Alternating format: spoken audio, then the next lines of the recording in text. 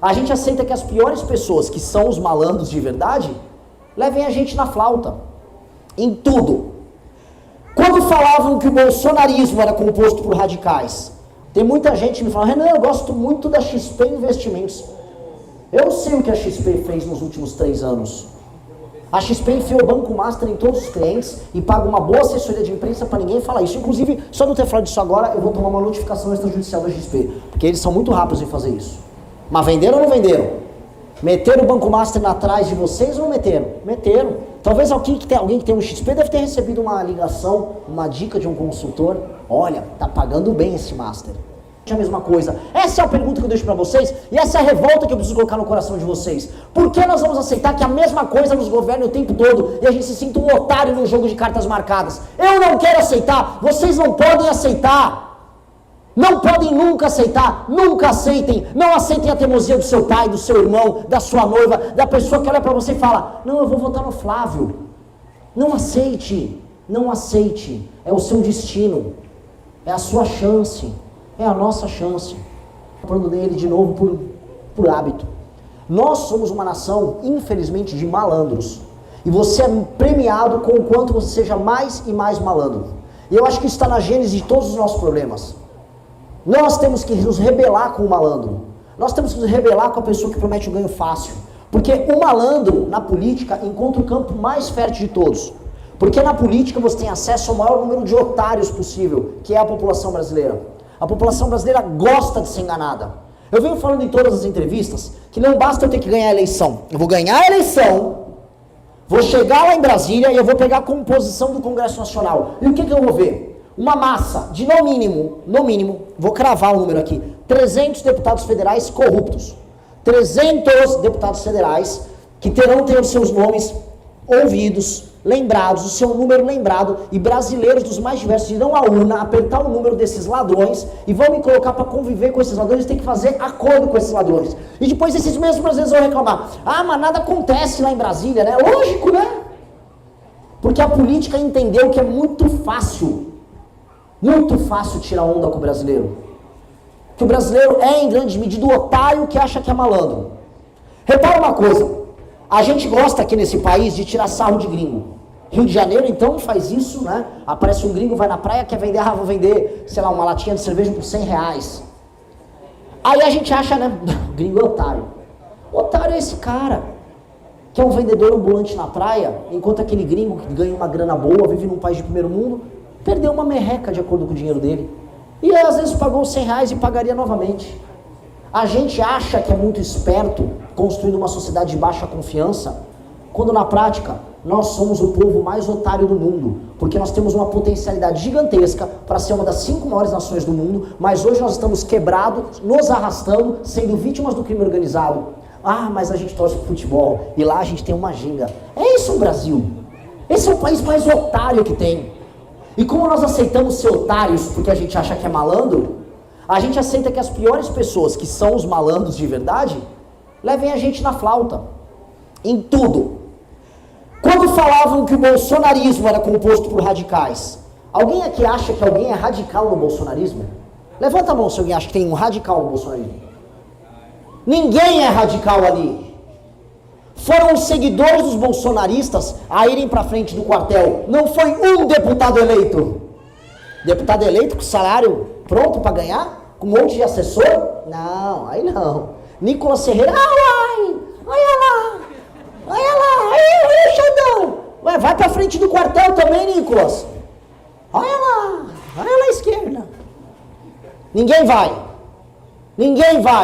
O malandro não vai. Botou os tios, as tias pra ficar tudo lá, tomando depois couro e sendo preso, indo parar no inquérito do Alexandre de Moraes. Políticos do bolsonarismo, nenhum é radical. Porque são todos malandros, que entenderam como levar o voto dos seus pais, dos seus avós, na flauta. Olha lá o comunismo, vai te pegar o comunismo, hein, denunciei, tem um comunista aqui, tá falado, vota em mim, compra minha camisa verde e amarela, lancei uma corneta do Brasil, olha, só viu o vinho do Bolsonaro? Pé direito, o chinelinho deles, né? Isso aqui, essa gente fala que é patriota, como a gente permitiu que uma gente que não vale nada pegasse a alcunha de patriota? Nós, quando derrubamos o PT, fizemos sacrifícios reais. Quando marchamos até Brasília, a gente marchou 1.100 quilômetros. Não para fazer showzinho, para fazer rede de cortes, mas para derrubar uma presidente, derrubamos.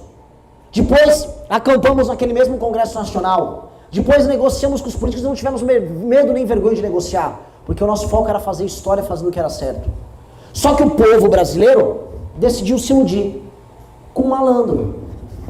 Com um malandro. O povo brasileiro viu um malandro, eu sou patriota. Lindo, que olhos verdes cativantes. E se apaixonaram, como sempre se apaixonam. Vamos se apaixonar uma parte pela Michelle. Ah, Michelle. Difícil. Falam da Janja, mas ela fazia as mesmas coisas viajando pelo mundo com o maquiador dela. Ia no enterro lá da rainha da Inglaterra que morreu, tinha que levar o maquiador, sessões de foto em hotéis caríssimos. Mas você vai xingar a Janja porque a Janja faz a mesma coisa de esquerda. Se você faz a mesma coisa de direita, não xinga. Mesma coisa o escândalo do Banco Master. Eu adoro lembrar que o site aqui do Rio Grande do Sul, Brasil Paralelo, fez um grande documentário sobre o Banco Master, contando todo o envolvimento que a esquerda escondeu de vocês sobre o Banco Master. Ok, e toda a parte que envolve a direita, não vai falar? Eu gosto muito também que os de esquerda e ICL fizeram a mesma coisa. Então reparem, não é porque sobre enfrentarmos os nossos adversários radicais do bolsonarismo. Radicais somos nós. Nós somos os radicais.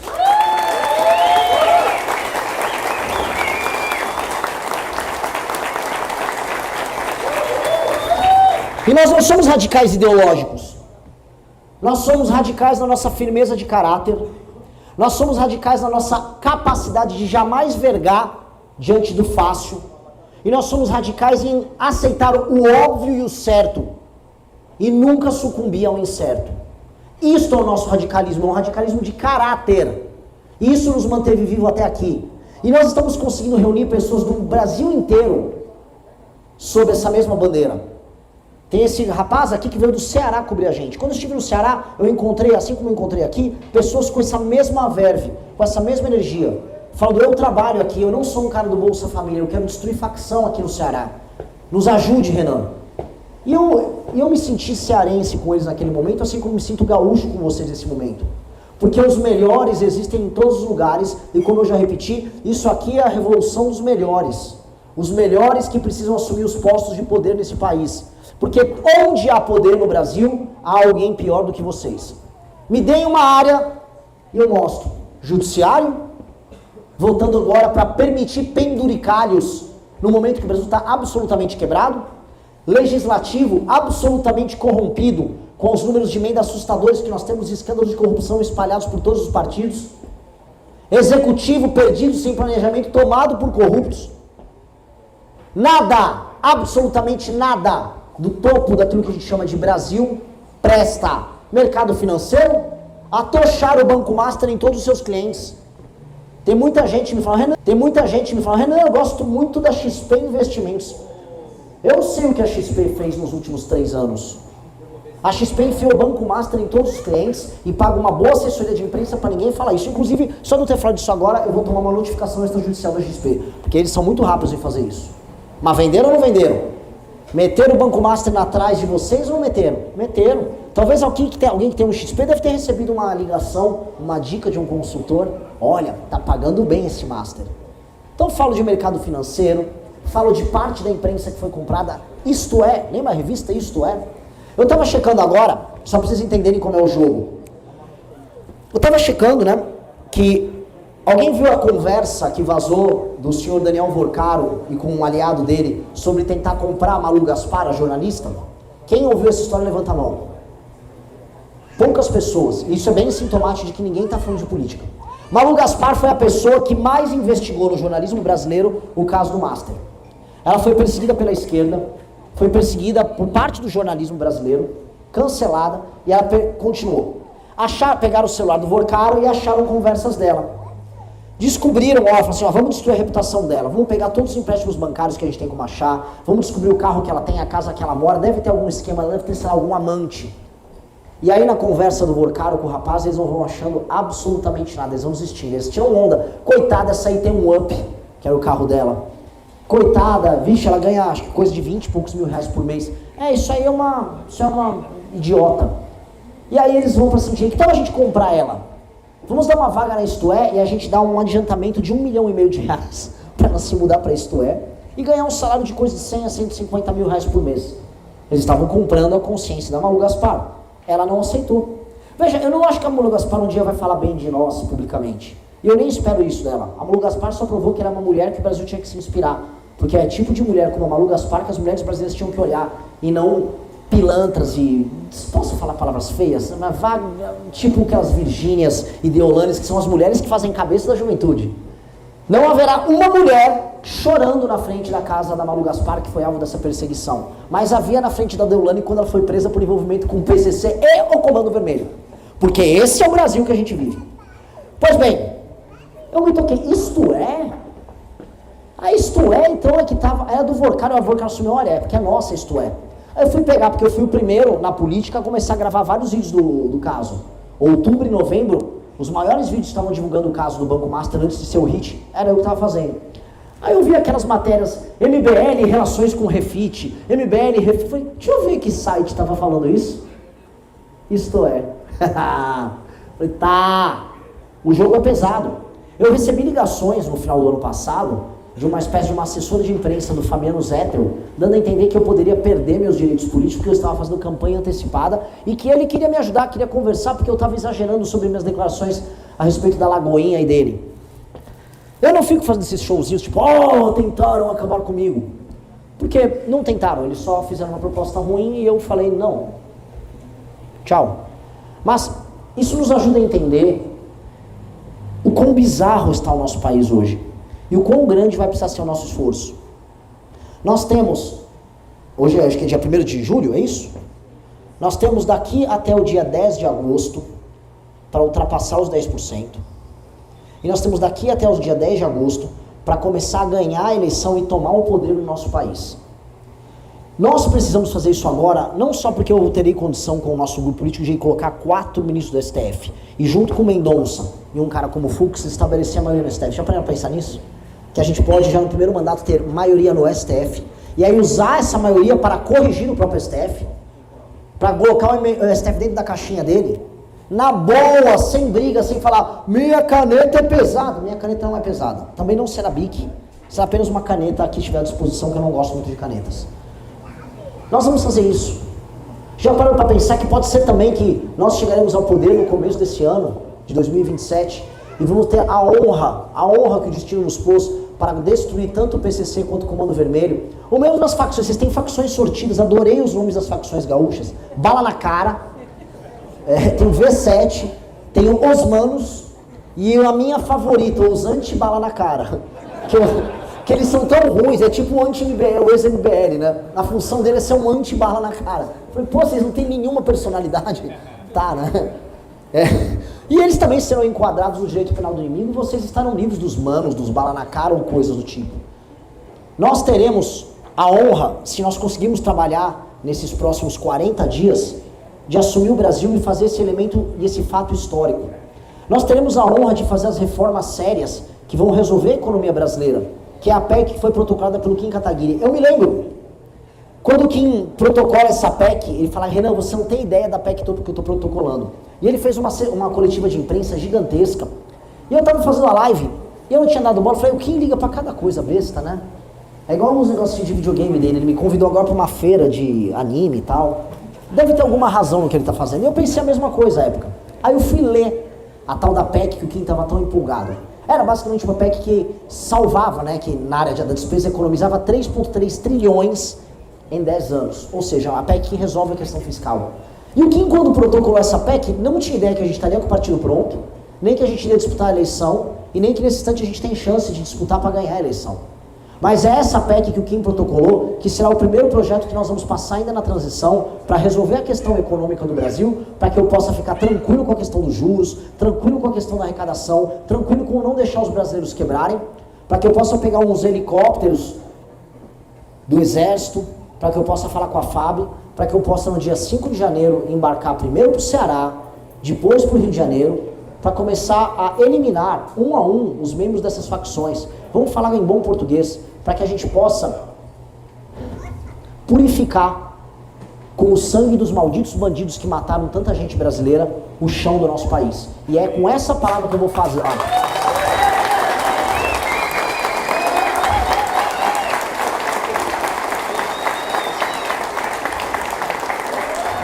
O sangue deles será o tapete vermelho que o Brasil vai cruzar rumo a um futuro bom. Esse será o tapete vermelho.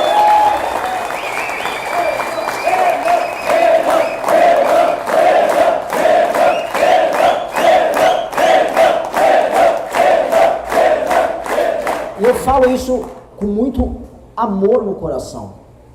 Não há nenhum ódio aqui. Há apenas uma constatação de que nós precisamos de uma guerra para nos unificar como povo. Uma guerra do Oiapoque ao Chuí, destruindo o mesmo inimigo que ferra a vida de todos nós em todos os lugares. Eu não quero ver pessoas tendo que migrar de um lugar para o outro no nosso país, abandonar seus amigos, abandonar seus familiares, a sua comida, simplesmente porque viver em alguns lugares é impossível. Eu não quero ver essas pessoas, eu quero ver as pessoas felizes nas suas regiões, mantendo sua cultura, mantendo sua alimentação, mantendo seus familiares. Eu não quero ver mais essas pessoas sofrendo na mão das mesmas facções que do Rio de Janeiro, ao Ceará, à Bahia, ao Maranhão, ao Pará, destroem sonhos. As histórias que a gente viu são todas histórias comoventes de maldade pura, de destruição de famílias e da impotência da base da população brasileira em fazer qualquer coisa.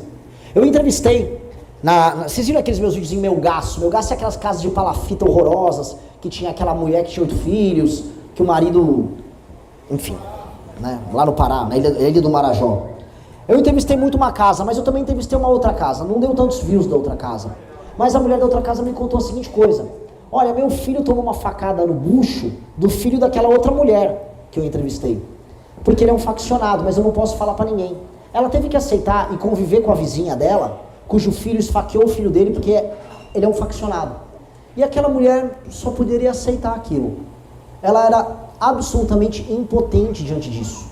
Como a gente pode permitir que as pessoas fiquem impotentes diante de uma injustiça bizarra e o poder público brasileiro não faça absolutamente nada?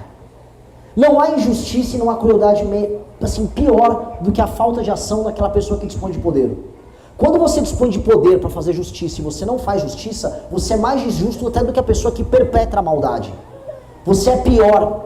Um governo como esse atual, que se nega a proteger as pessoas, e mais, a vingar as pessoas da maldade que é feita contra elas, ele é mais perverso do que o bandido. Eu digo mais, o governo é igual a mãe daquele menino Henri Borel, que viu o filho ser morto e foi para o salão de beleza. A Janja está vendo o Brasil ser morto e foi para o salão de beleza. Esse é o governo do PT. Essas são as pessoas. Mas eu não paro neles. Não foi assim também no governo Bolsonaro? O governo Bolsonaro passou quais leis para prender vagabundo? Eu tô vendo agora o Flávio Bolsonaro dizendo, não, agora prendeu, neutralizou. Sério, senador? Você teve 8 anos como senador para fazer qualquer coisa sobre o tema. Nunca fez nada. E quando foi deputado estadual pelo Rio de Janeiro? O que fez além de ser da base do pesão? Roubando dinheiro dos próprios funcionários com rachadinha. Por que ninguém fez nada? Por que ninguém moveu uma palha? Por que só é assunto agora que a gente está concorrendo? Por que eles não se preocuparam em usar o poder para fazer aquilo que é correto e justo? Por que eles não declararam guerra contra o crime? Por que eles não enfrentaram os corruptos? Por que eles fecharam acordos e negócios junto com o STF? Por que eles participaram todos do mesmo escândalo? Por que o PT e o bolsonarismo são a mesma coisa? Por que o PT e o bolsonarismo são a mesma coisa? Por que o PT e o bolsonarismo são absolutamente a mesma coisa? Essa é a pergunta que eu deixo para vocês e essa é a revolta que eu preciso colocar no coração de vocês. Por que nós vamos aceitar que a mesma coisa nos governe o tempo todo e a gente se sinta um otário num jogo de cartas marcadas? Eu não quero aceitar, vocês não podem aceitar. Não podem nunca aceitar, nunca aceitem, não aceitem a teimosia do seu pai, do seu irmão, da sua noiva, da pessoa que olha para você e fala, não, eu vou votar no Flávio. Não aceite, não aceite, é o seu destino, é a sua chance, é a nossa chance. Nós temos a chance de chegar lá e fazer algo que nenhum deles fez. É fazer ou morrer tentando, é fazer ou morrer tentando. É não se curvar diante de ninguém, é impor um impasse. Eu não vou chegar lá para fazer governabilidade. Se for para abandonar as nossas ideias, mas para permanecer no poder, eu saio do poder. Na marra, mas saio. Amém.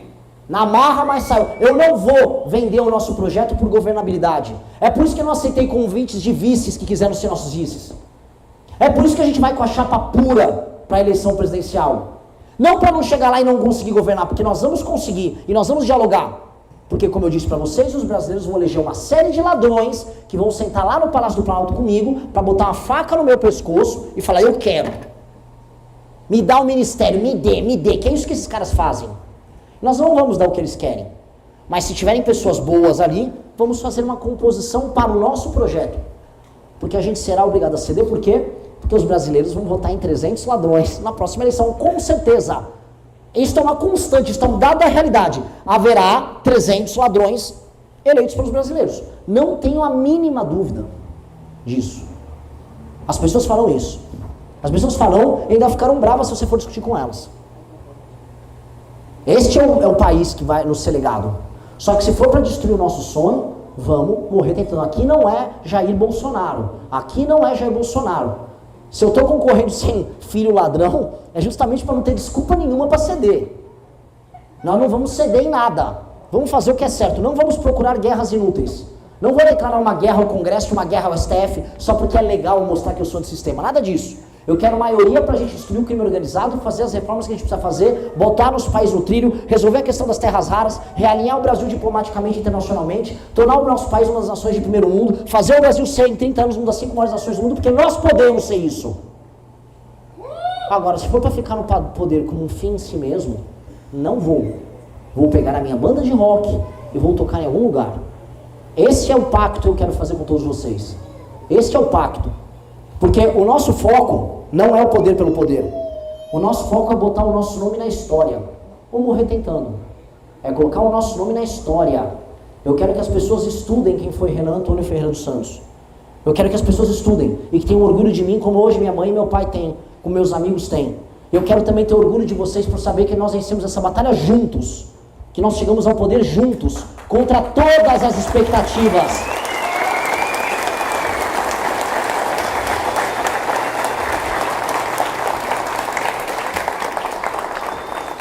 Contra todas as expectativas, contra todas as probabilidades, diante de todas as piadas que foram feitas a nosso respeito, todas as piadas, todos os risos, todas as tirações de onda.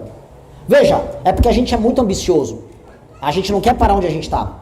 Hoje, ironia do destino, se nós só quiséssemos uma vingança contra esses Bolsonaro que tentaram nos prender e acabar conosco, se fosse hoje a eleição, esse vagabundo teria que vir beijar meu pé para eu falar uma declaração para ele apoiando ele no segundo turno. O que seria a maior das ironias? Eles que tentaram nos prender, têm que precisar fazer isso. Mas eu vejo isso como uma derrota gigantesca para nós. Absolutamente tudo. Volto a falar do meu grande herói, Alexandre. Quando ele cruza da Grécia para a Ásia Menor e vence os persas na primeira batalha, o grande rei da Pérsia falou, vamos fazer um acordo, se case com a minha filha, fica dono da metade do império, e seria gigantesco para ele. Assim como já é gigantesco para nós, ser o terceiro maior partido do Brasil já nas pesquisas, passar da tal da cláusula de barreira, ficar em terceiro nas eleições. O que o Alexandre fez? Mandou um emissário para o inferno, tomou o império dos persas e depois conquistou todo o mundo conhecido. É isso que um homem disposto a entrar na história faz, e é isso que vocês farão junto conosco. Eu não vou dialogar com ninguém. Eu não vou negociar com nenhum deles. Eu quero só a vitória. É tudo ou nada. É tudo ou nada. É absolutamente tudo ou não é nada. Não queremos meias vitórias, assim como a gente não trabalha com meias palavras. Nosso sentimento não é pela metade. Não existe meio vencedor, não existe meio campeão, assim como não existe meio presidente. Se for para ser alguma coisa, que a gente seja sempre, sempre na vida por inteiro. Seja por inteiro, coloque o coração em tudo que vocês acreditam.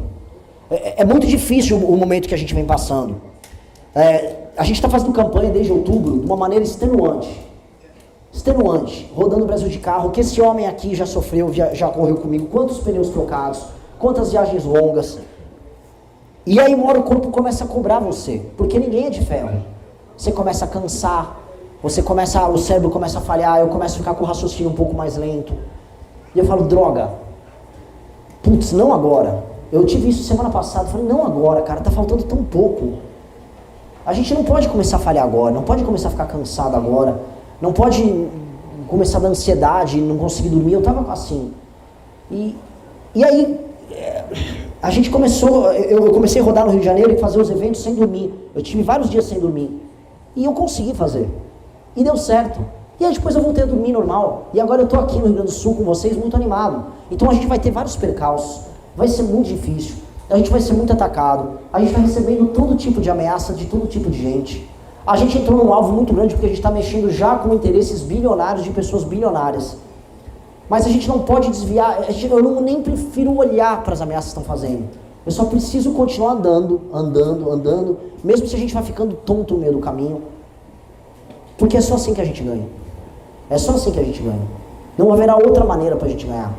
E em alguma medida, isso é uma lição sobre como a gente tem que se guiar na vida. Tá? Se gostou do vídeo, não se esqueça de curtir e se inscrever no canal. Até o próximo vídeo.